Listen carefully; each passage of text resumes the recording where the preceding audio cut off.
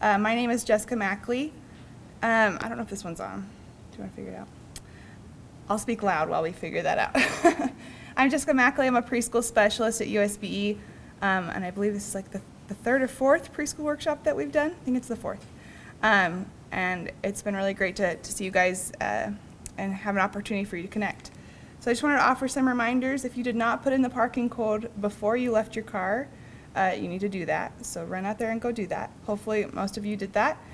Make sure that you've got a ticket for the giveaways, as well as the Lakeshore swag bag. They're awesome to give us some stuff for all of you. Is it working? Is it on? I don't know. I just want to introduce the USBE team so you kind of know our faces. So if you have questions today, you can grab one of us. Like I said, I'm Jessica. This is Jared Lisenby. He's another preschool specialist. Teresa Judd is our special ed preschool specialist. Chelsea Oakes is coming in. She's in a green polka dot dress. She's another preschool specialist, and our assistant Monica is out at the sign-in table.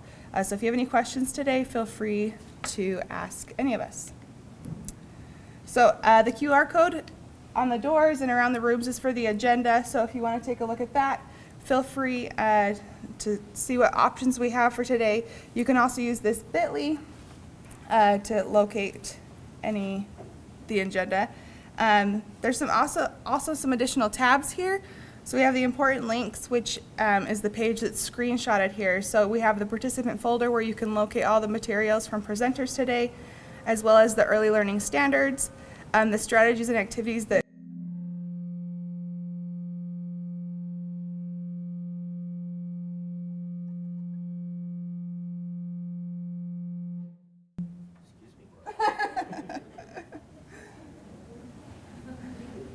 Okay, I'll keep going while we get that worked out.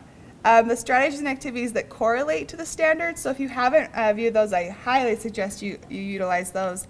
We have our infographic for high quality preschool, preschool path that's on preschool.uan.org that also has a bunch of great resources. Our listserv, our new Facebook page. And then if you want to stay updated on the work that's happening in Utah related to early childhood, you can go to the Utah Public Notice site and subscribe to these 4 bodies that I have listed there. It's just good to, I think as a teacher, to know things are happening in the state in regards to early childhood. So a lot of times in the classroom we think we're on our own, but just know that things are happening. So this is all on the important links tab, and then the important info has the Wi-Fi password, which I didn't have to use. I just had to click slick, and then parking info and some other additional things. So if you haven't registered to Midas, we really want you to do that so that you can get credit for today. A lot of you have. If you haven't, just talk with Monica out front and we can make sure that we get that worked out for you. And then each session today will have a sign-in, so make sure that you sign in there to get credit for all of those. That's the USB. This is the recording.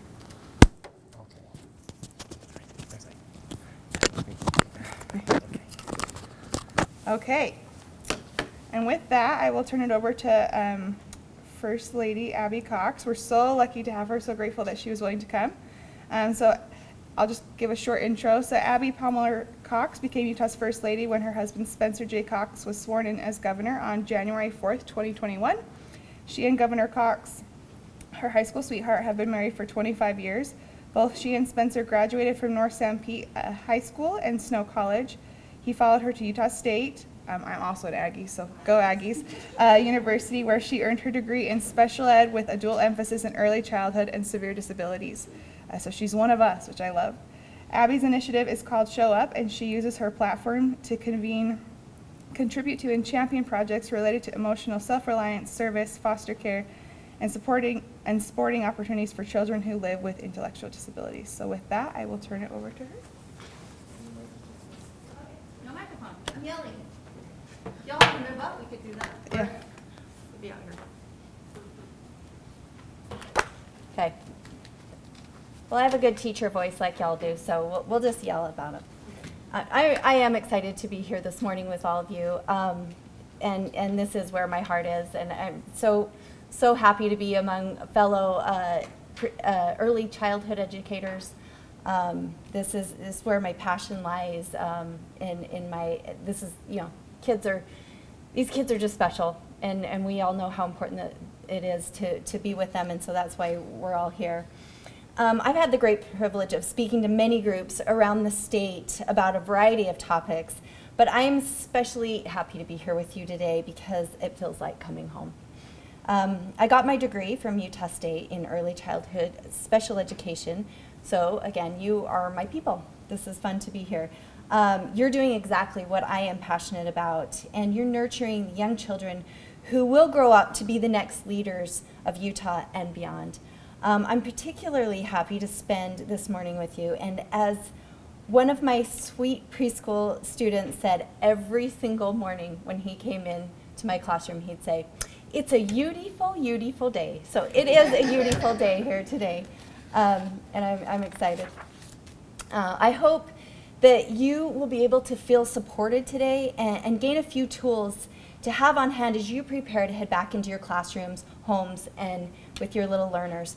If you take anything away from today, I want you to know that the governor and I are committed to raising awareness of early childhood, mental health, and emotional resilience. Early childhood education is included in the governor's One Utah Roadmap because we know that giving children an early start in learning academic skills and emotional intelligence skills will positively impact the rest of their lives and set them on a path for success. We are keenly aware of the integral role that you educators and preschool professionals play in teaching, supporting, and forming the rising generation of leaders and doers in our state. We also understand the positive impact that can be made when we meet the mental health needs of our state's children and families. You are at the forefront of meeting so many of the needs of these children, and you deserve support and access to the resources you need to do your jobs well. As a bit of background, again, my husband became the 18th governor last January, and around that time, I had to decide what to do as a first lady.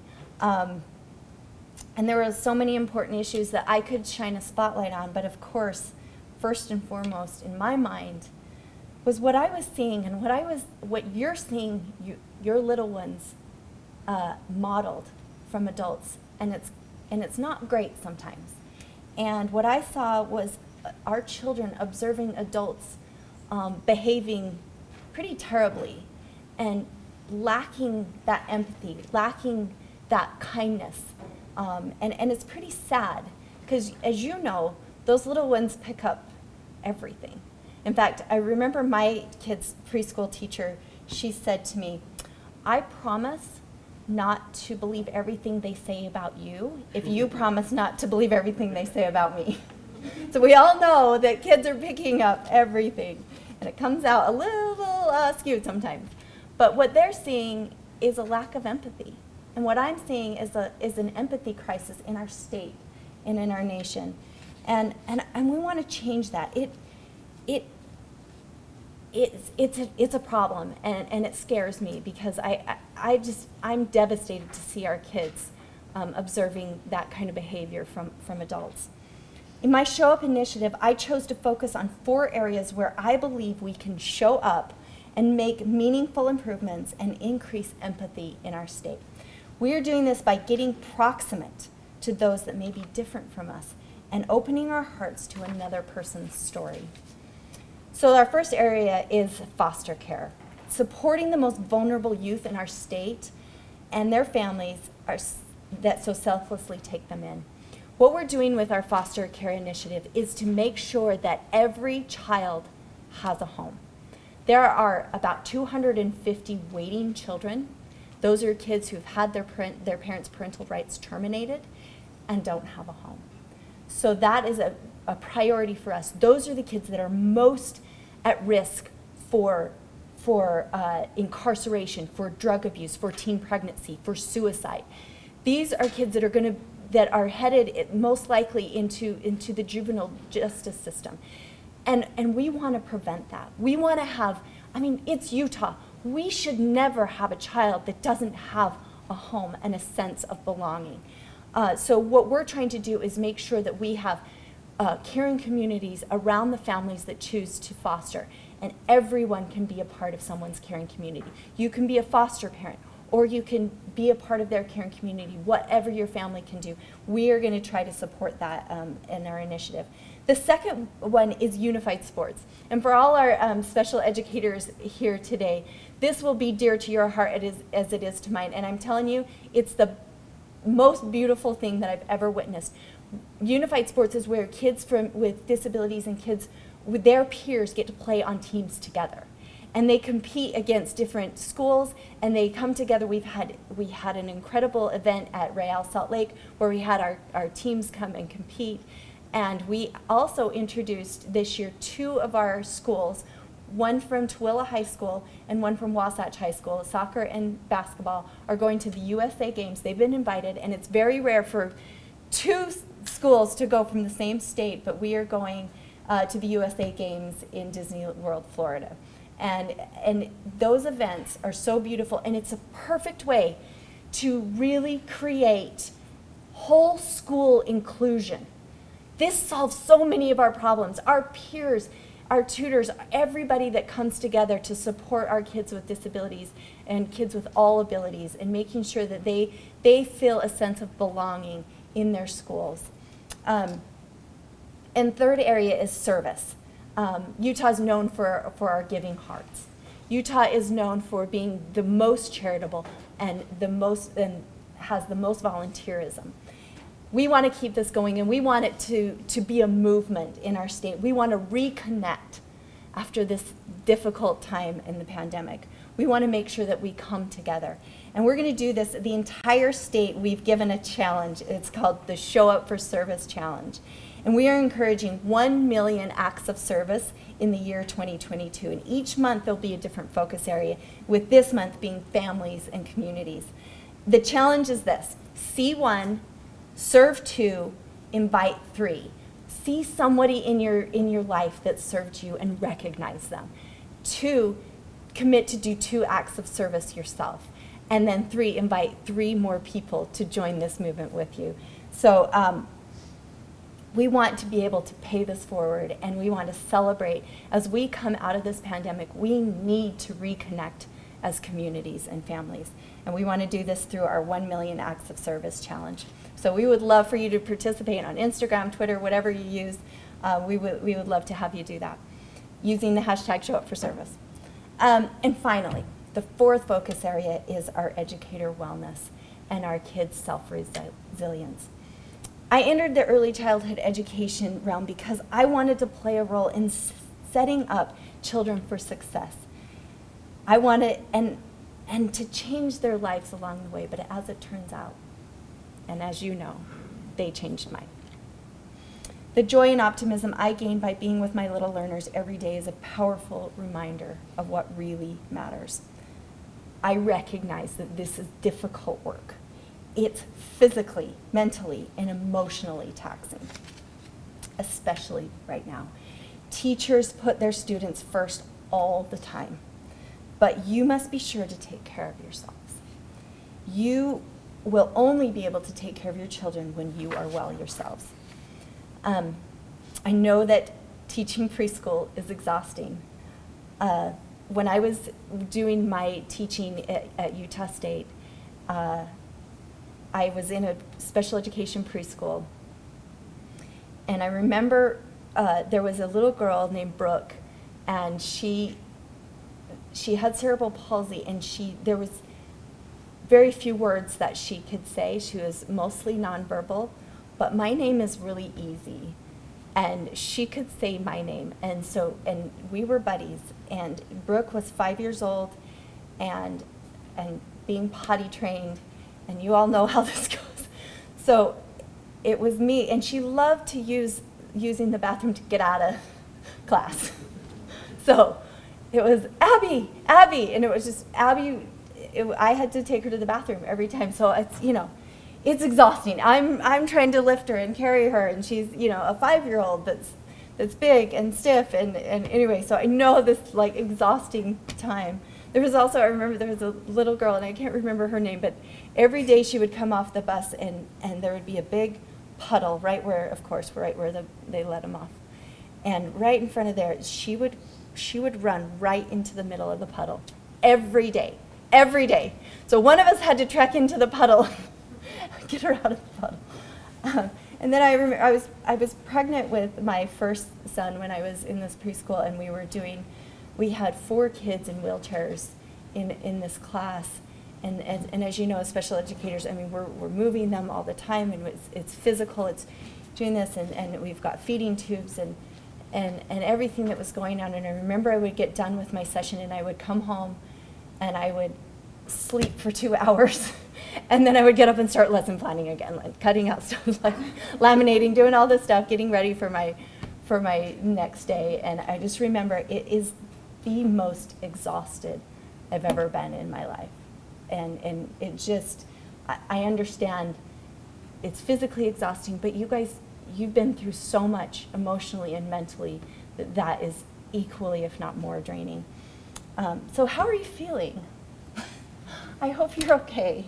Perhaps more than anyone, the pandemic has impacted our educators and our students. Utah is known for being resilient, charitable, and strong, but during these past few years, we have all experienced some things that no one should have to. And you and our remarkable educators are truly the people who held our society together through our collective confusion, our grief, and our trauma. But I know it's hard to put yourself first. Due to the pandemic, more and more schools and workplaces are recognizing the importance of supporting the well-being of the adults working with children. We know that we need to help the helpers. As John Arthur, Utah's 2021 Teacher of the Year and current National Teacher of the Year finalist, bravely told me, we have to recognize that we've all been affected by this pandemic. Healthy people can teach children how to be healthy, but unhealthy adults are going to have a really hard time doing that. We really need to focus on our teachers. Harvard Center for the Developing Child states that indeed, sometimes the best intervention strategy for young children with serious behavioral and emotional problems is to focus directly on the primary needs of those who care for them. Now more than ever, we all need access to the skills and strategies that will help us be more resilient, to solve conflicts amicably, and to feel with empathetic hearts. A little more about me. I did grow up in a family on a ranch with 10 children, 8 girls, 2 boys, and in Sanpete County in the heart of rural Utah. I learned on the ranch lessons of resilience, hard work, and practical common sense approach to life. I'm truly grateful for the sacrifices of my good parents who did the best they could with the knowledge that they had. We were often out of necessity left to our own devices when it came to dealing with mental health issues. Frankly, much of our physical health was only addressed on a need basis. I started having what I now know was situational anxiety when I was about 10 years old. I didn't have the words to describe what I was feeling, nor did I feel like there was anybody I could talk to. I relate well to this quote from Mark Brackett in Permission to Feel. He says, "Our emotions are a big part, maybe the biggest part, of what makes us human. And yet we go through life trying to pretend otherwise. Our true feelings can be messy, inconvenient, confusing, even addictive. It's no wonder our emotions scare us sometimes. They seem so out of our control." It wasn't until I was an adult with children that I learned the vocabulary for what I had been experiencing as a child. It was after I had had bouts of postpartum anxiety that I started to understand and name the feelings that I was having. So when I became First Lady of Utah, I had a strong desire to use the spotlight I'd been given to address the issues that I saw throughout the state through my lens as a trained special educator and a stay-at-home mom of 23 years. Just as I did as a child, I sometimes saw mental health struggles in my own children and didn't feel like I had the tools to address them. Frankly, I'm here to learn with you, and because I am continually trying to understand what ways I can help my kids as well as every child in this state. We all know that early academic interventions are critical for academic success. We also are becoming increasingly aware of that addressing the wellness of children is critical to that success as well. A child has to have their basic needs met before they can learn. My training as an early childhood special educator gave me the opportunity to participate in early intervention for preschool children. I learned how critical early learning is for our human development. I remember doing home visits to teach an entire family how to interact with their child to meet their cognitive and behavioral and emotional benchmarks. As a result of my training, I was able to identify some slightly worrisome things in my own child and quickly address them. For example, when my oldest was just about to start kindergarten, I noticed, it's so cute though. They have the cute little speech issues when they're little, and it's cute. And one thing I remember him saying, and I didn't correct this because it was just too cute. He would say for Saturn or Patarin or Saturn, and I just thought it was so cute, so I just let that go. But there are some like speech issues that you have to kind of address, and I'm like, oh, it's cute, until I'm like, oh, he's about to go to kindergarten, and we probably need to kind of look at that. And just because I had, my very, very little speech therapy that I had learned was, I thought, well, we'll get started on this. And it took several months of me sort of working with him and trying to get that speech just right. And then it was good, and he did fine, and we got through it. And he was, he gets really mad, and I don't want to work on my O's. And so he just gets really frustrated with you. And anyway, it worked out, and he did fine. He can speak very well now. And then my second son, I thought, oh my goodness, I'm thinking back to my human development and thinking like, there's a critical language period that I had sort of almost gotten out of with my oldest. And if I can address this right during that 1 to 3 that we all know, that critical language period, I started in with him, and within 2 weeks, he was speaking just, everything was fine. And so this is just a simple example of when we, one, have the knowledge and skills to address the educational health and mental health challenge, and two, apply these skills to give children the best possible start at the earliest age when their brains and their sense of self is at its most critical learning period. Thanks to the incredible people like those here today, we are now starting to recognize the hole that we have previously had in our understanding about early childhood mental health and its connection to the overall success and future health of our entire population. Just imagine what would happen if we collectively activate the entire state of Utah to engage in the work of early learning and addressing the mental health needs of our most precious citizens. The pandemic has exponentially heightened the need to get upstream of mental health.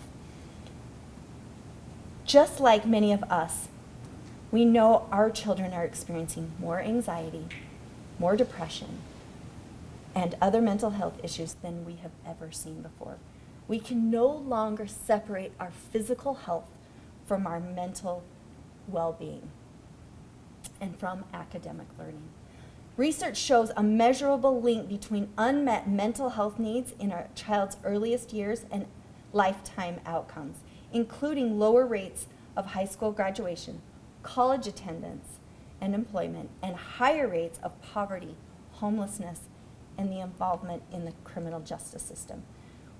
The need is great, and now is the time to act to ensure all of Utah's children have access to mental health services, whether they live in urban or rural locations, or regardless of race or socioeconomic status.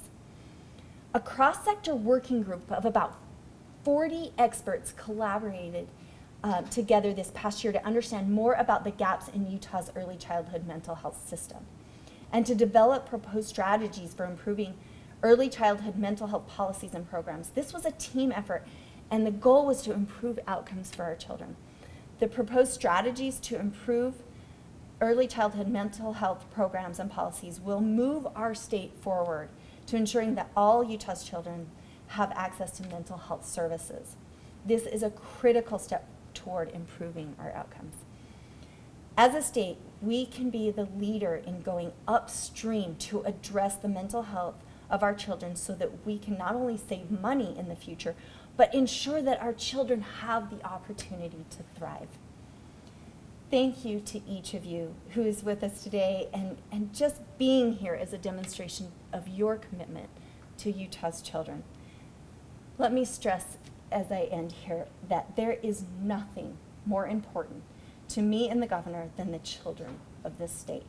They are more kind, more empathetic, and more generous of spirit than any generation we've ever seen before.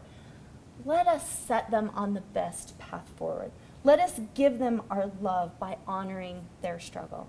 Let us find ways to make it a little easier for them to be healthier and stronger. And let us give them the gift of lifetime connection and belonging. And let's especially give them the gift of an adult who has taken care of themselves to be able to take care of the children. Thank you for being here, and thank you for giving me this time here today.